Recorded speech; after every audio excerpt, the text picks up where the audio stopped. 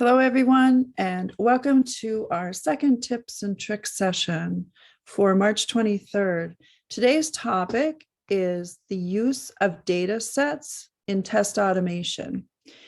And variables are critical to your testing. So CEO of testRigor, Artem Golyabev, is going to do the presentation today.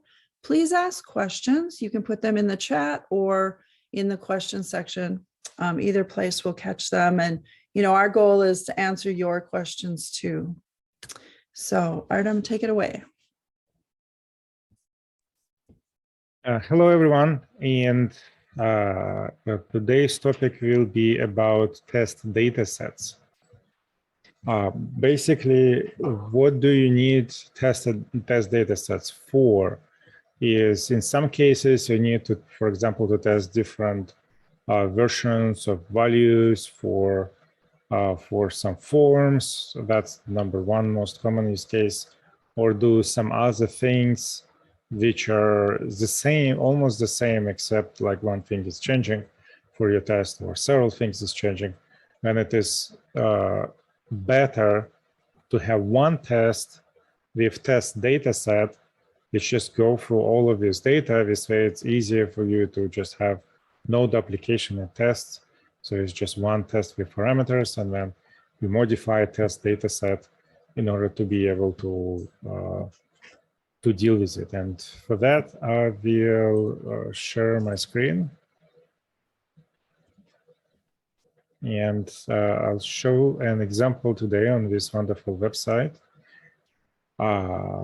Like somebody have created a playground, and it has lots of good examples, and we'll do that. So we'll start from creating a test suite. So let's call it create playground, and we don't need any username and password. We will not record and generate any tests. Let's just create test suite. And here you can click, let's do some recording. You can click on the mini web apps, and then there is a bunch of web apps in there. And almost every web app has versions in HTML, CSS, or JavaScript.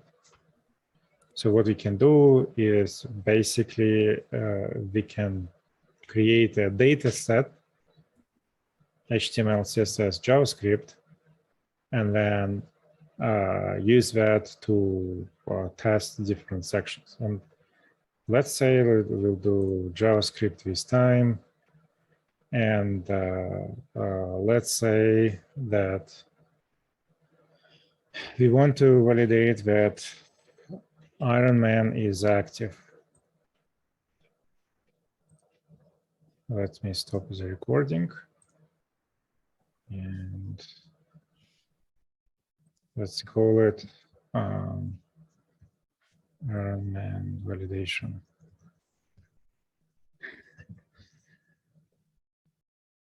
All right. So first of all, well, I guess I started a little bit quickly. We missed click web apps. Email could look like this. You don't need open URL. And here we'll click vanilla JavaScript, but the relative location would be not on the left of CSS. It would be below dynamic table, because there is the name of each section. So we should call it below dynamic table.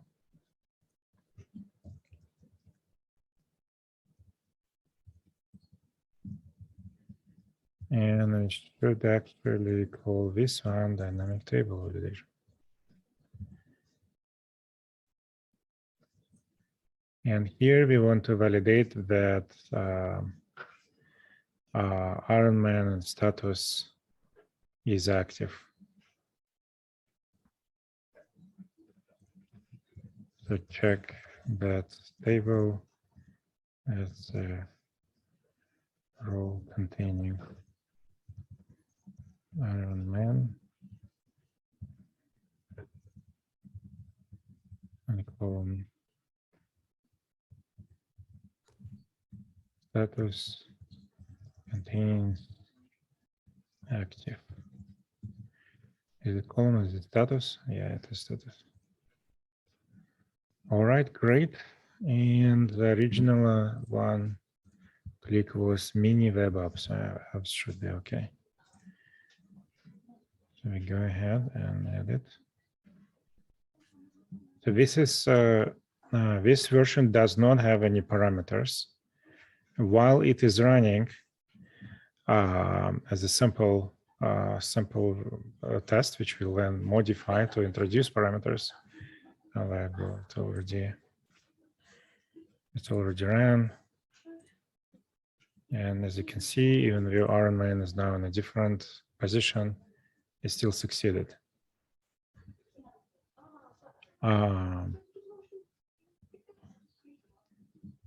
So anyway, so now, like we created this test, right? It goes through its grid, it clicks, it finds this section, finds JavaScript below this section. It's all good and all. But now we need to run the same test for HTML, CSS, and JavaScript. And for that, we will create a data set, test data set, which would contain HTML, CSS, and JavaScript. And then we will use this test data set to run our test on that test data set and use those parameters. So our test will run 3 times. All right. For that, we'll go to test data. We switch to data sets. And we'll click add to add new data set. And we need to give a name of these data sets, and we'll call that types of rendering, I guess. Types of rendering. And okay, so we have created data sets. Let's, then it has variables and row. Variables is like columns. So this is the variables which will have different values in data sets. Let's add one.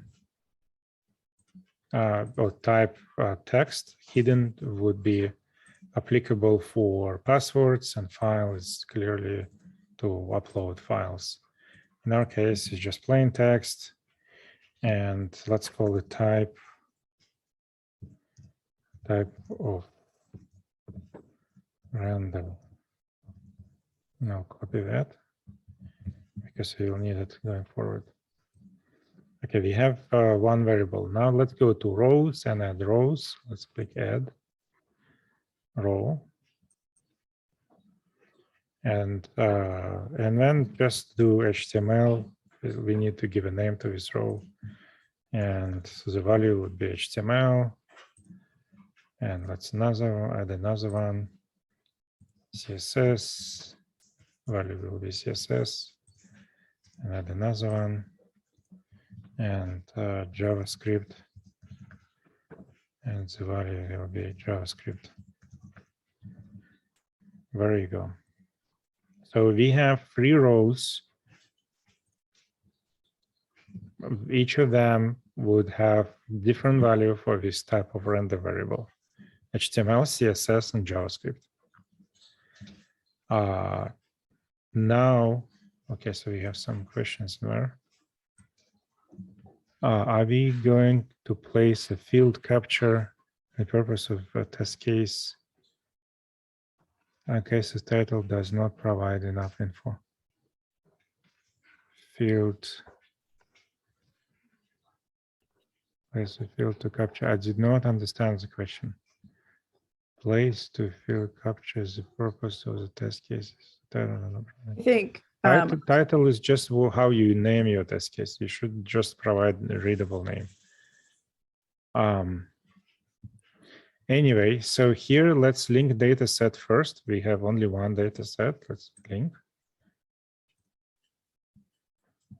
And let's edit the data set. And instead of JavaScript here. Let's convert it to reference, stored value. This one. Type of render, which we copied.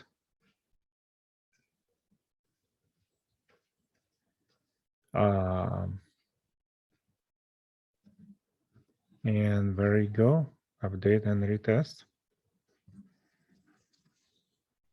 Let's give it some time.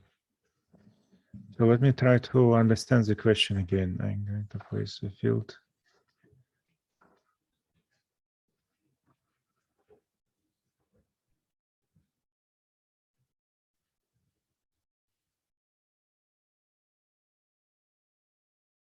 Okay, so I guess what the question is about is the naming of the rows. We named rows, remember, HTML, CSS, and JavaScript, but you can use more meaningful descriptions of each row because each row might contain multiple different values.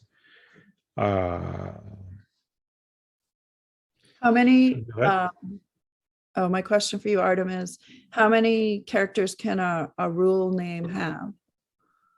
So that you can put a more rule name does not, I don't believe we have a limitation. Okay. Or it has very large limitation, like thousands of characters. So then you could put a longer name in. That makes sense. Okay, interesting. So in this case, like it failed because page didn't render. Wow. That's crazy. So anyway, so let's try to rerun it again. So if we go into what CSS didn't render. Let's just do retest CSS specifically.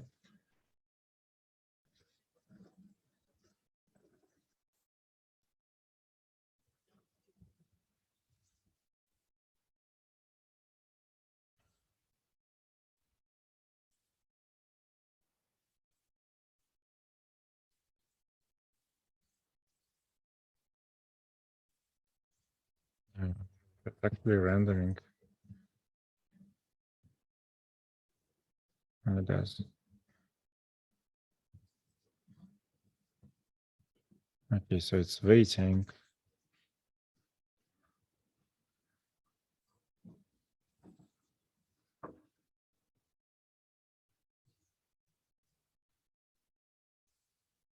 And no, it does not render. It looks like maybe it's a Ubuntu Chrome issue. So let's go ahead and add another browser. Let's add Chrome on Windows. Save. Go back. And do retest. And it should basically retest all of the combinations. And we can see all of them if you open up this execution in a new tab. You can open it in a new tab. Go there. So you can see there's quite a number of different combinations in here because there are different browsers for each data set. So there's Ubuntu Chrome and Windows Chrome for HTML dataset, Ubuntu Chrome and Windows Chrome for CSS dataset, and same for JavaScript dataset. And we are executing right now, as you can see.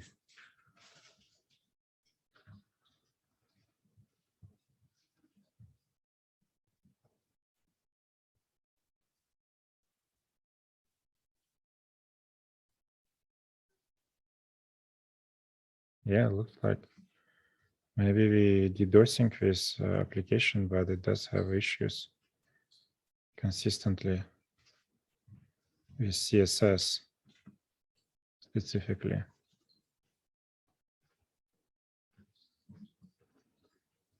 Very good. Well, I guess we found issues related to rendering of the application with CSS. Let me make sure, by the way, that we're clicking on the right place environment. Let's go CSS. And oh no, we're clicking somewhere else. It should be Tailwind CSS. Okay, so there you go. So we found out what's going on. We just didn't click on the right thing. So we should say Tailwind CSS. So for that, we go back to our data set, go to rows, and for CSS version, instead of CSS, it will be Tailwind. Tailwind CSS, and that should fix it. So I go back. Let's remove additional browser.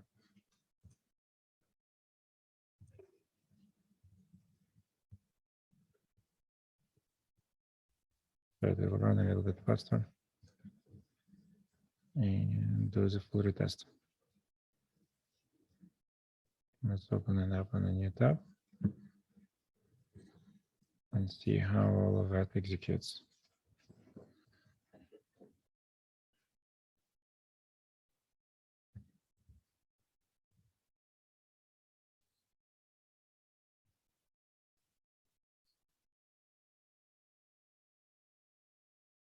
There you go. It all succeeded this time. So we were able to identify the issue with our data. And we click on Tailwind CSS now. And this is an example of how you would use the data sets in testRigor.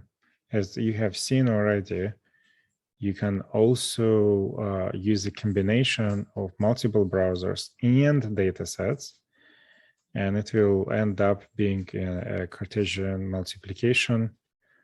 So you'll have combinations of all browsers with all data in data sets for each of the browsers. Each of the browser will run all data in data sets. So exactly as you would expect for test, and it's very easy to deal with. Here you can see all of the executions on one page, or you can just switch between them and here and see how each of them performed. So this is how you work with test data sets. Do you have any questions? Does anyone have any questions?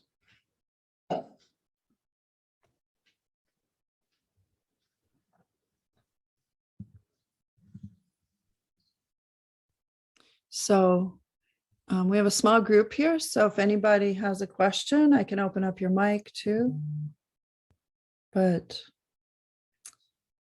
we have a few minutes left too. So if you have questions, please ask. Peter's asking, can you click variable contains?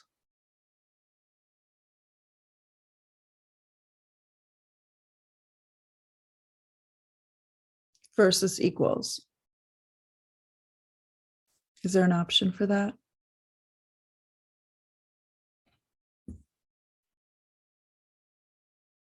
Artem, I think you're on mute. The question is, can we use validations which contains validating a variable, or is the question if we can click on something containing a variable? Which one is that? So in any case, in both cases, the answer is yes. I think actually what the question is, like, can we click on something based on text containing the thing and not just being equal? And this is exactly what we did several times. So if you remember here, in case of JavaScript, the stored value for us is JavaScript, but we clicking vanilla-JavaScript. So that's a partial match, if that is what you're asking. This is one example. And another example is the very beginning, we click apps, and it finds mini web apps. So that's another example of how it clicks.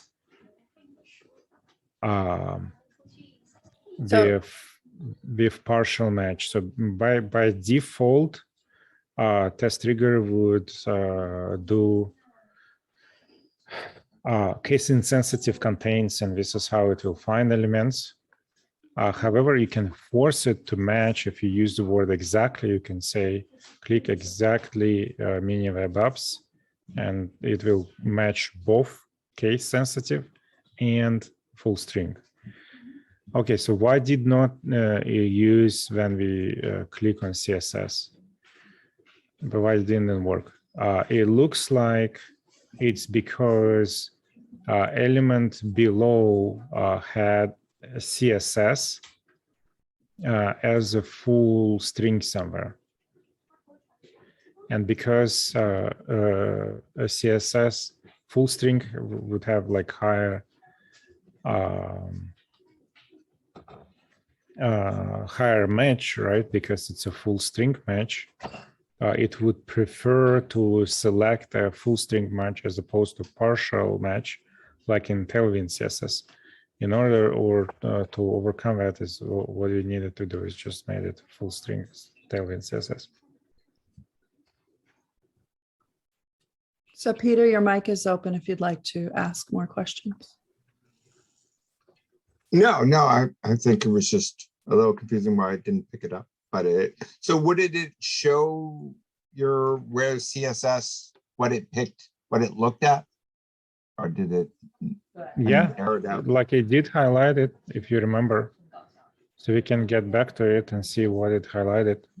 And what did it highlight? So when it was looking for the CSS? Yeah. When it errored out, when it couldn't find it?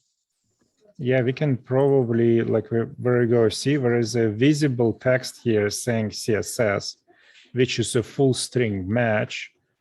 Therefore, like, it just basically took precedence compared to Tailwind CSS here, because CSS is a full string match versus Tailwind-CSS. Therefore, it preferred to click in here as opposed to clicking here. But Gotcha. That's why we had to specify this Tailwind CSS. Gotcha. Now, if I wanted to click on, okay, all right, thank you.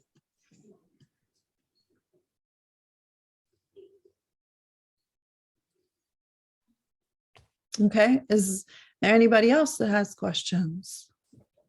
So I'm just kind of curious, the data, like we could put multiple users in the variable in this data set and cycle through those users. Yeah, that's a great use case to do that. So basically, in that case, what you would do is you'll create a data set, let's call them users.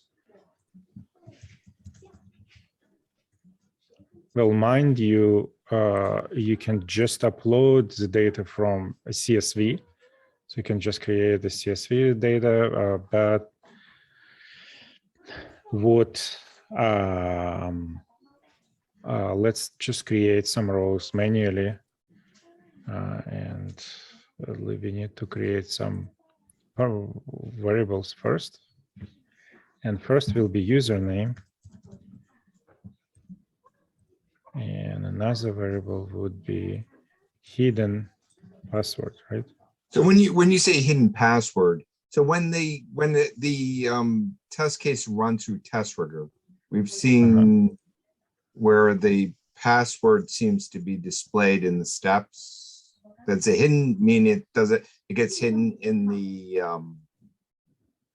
the script as well as the steps in the test case when it executes.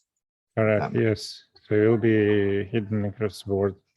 It will be basically indicating that it is the password and should not be shown. Anywhere. Anywhere. Yes. Okay, great. Thank you. Well, I mean, unless of course it will pop up on a screenshot, right?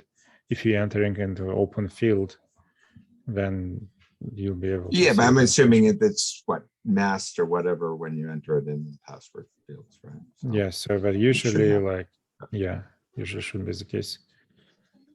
Anyway, so that would be user one. As you can see, it has username and password, and let's add another row and call it U2 and call it user 2 and password 2. And there you go. As you can see, there are 2 users in here. So you can use these data sets to run stuff on 2 users. So you could technically use this for like load testing here. Somewhere. Absolutely, yes. So keep in mind though, in a load testing, you may have more parallelizations when you have users. You might have just like 10 users, but you're running it on 1,000 servers. So we will then run each user multiple times anyway. Right. So it's not exactly, but there is some form. Okay. Yes. So, but this is exactly what you would expect us to do, though, because like if you have more parallelizations for load testing, you need to be able to use those, even though you might not necessarily have all the users available. Okay. Is there a limit number of variables you can have on a row? No, there is none. Certainly. Okay.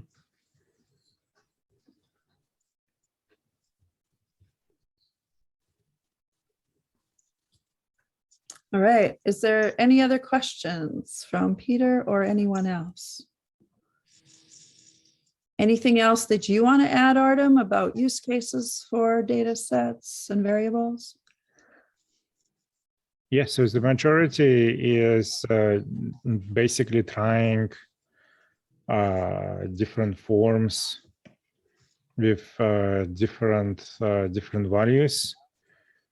This is probably the most common use case. You could also use it to validate, for example, different types of something. If you have drop down of type, and you can do that. That's most prevalent. As you can see, here is a little bit more complex use case where you use different buttons and different options to go different paths even, because we're clicking on different buttons. Okay, well, that's it from my side. All right, we'll wrap up this session. Thank you, everyone, for attending. And we'll have our next session next Wednesday at this time again. Thank you, everybody, for attending. Have a good week. Thank you. Bye-bye.